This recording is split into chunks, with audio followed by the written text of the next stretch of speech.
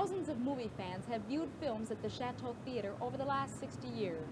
But that will all end this October when the movie house closes and restoration work begins by an architectural firm that preserved other downtown Rochester buildings, such as the Senior Citizen Center and Tinkler's Restaurant. Restaurateur Nick Pathulis purchased the Chateau from Plitt Theaters, who are restricting the use of the building as a movie theater. But that doesn't matter to Pathulis. Very excited. My whole family is.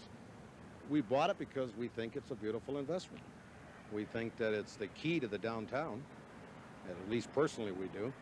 And that's the only reason why we bought it. We just want to retain every bit of the historical advantages the building has.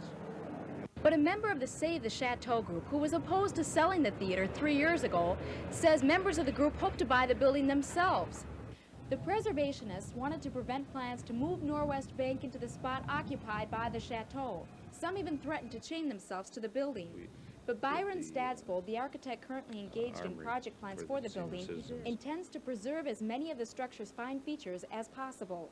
We'll be trying to develop it into a retail and possible office that'll be housed in the Chateau Theater, and trying to take advantage of the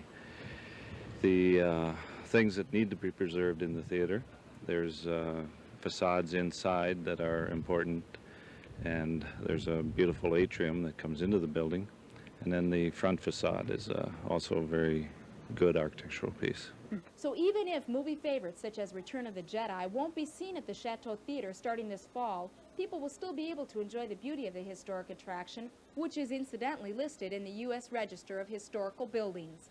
Lisa Martin, Newswatch, Rochester.